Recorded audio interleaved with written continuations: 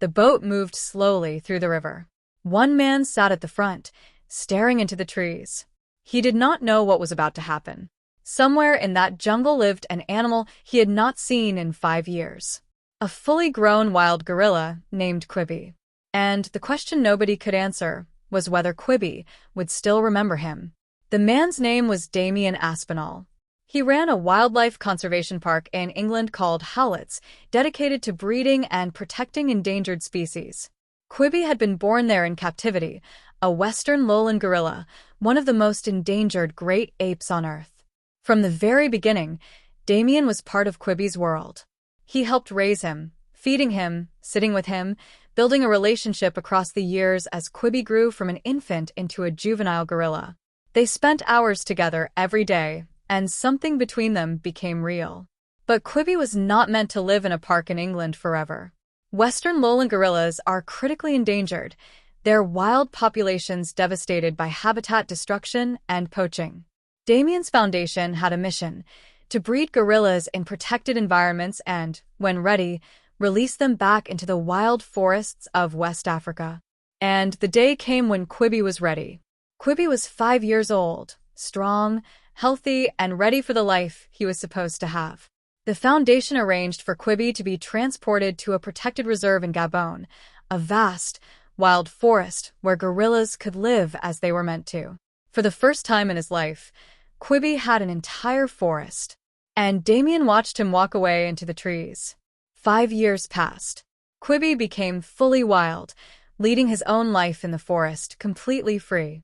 He was now a fully adult male gorilla, powerful, territorial, and wild in every sense of the word.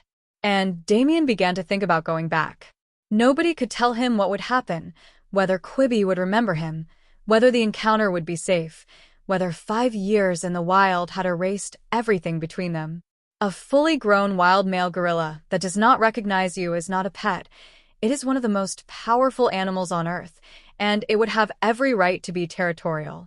Adult male gorillas can be 10 times stronger than a human being, and Kwibi had spent 5 years becoming exactly that. Damian decided to go anyway.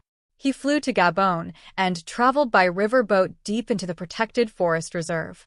The same river, the same trees, but everything else was different.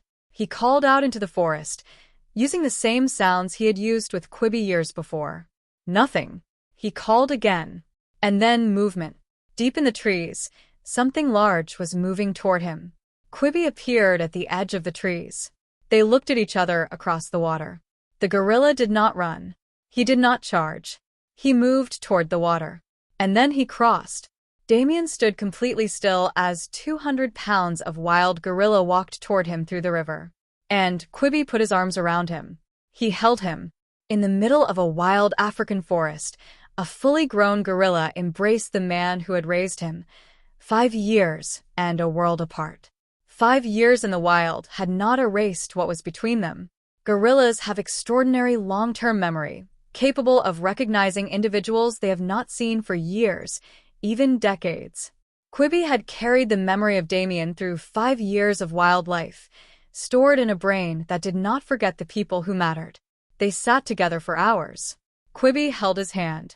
He looked at his face for a long time, the way you look at someone you thought you might not see again. As the sun moved across the sky, neither of them moved away. What happened that day surprised even the scientists who study primate behavior. Gorillas experience something researchers now describe as genuine social attachment, emotional bonds that persist over time and across separation. For a long time, the scientific consensus held that animals did not form emotional bonds the way humans did, that what looked like attachment was simply behavioral conditioning.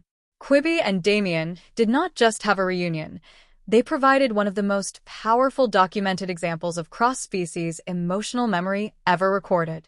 When footage of the reunion was released, it was watched by millions of people around the world.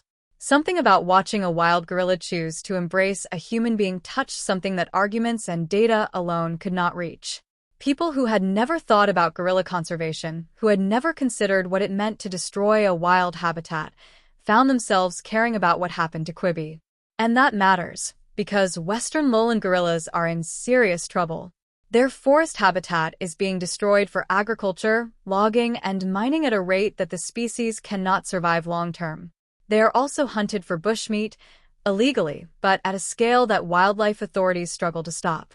There are estimated to be fewer than 100,000 western lowland gorillas left in the wild, a population that has collapsed dramatically within a single human lifetime.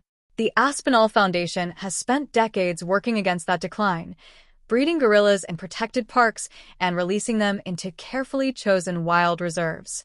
Kwibi was not the only gorilla they had returned to the wild, but he became the face of what that program could mean. Because Kwibi thrived,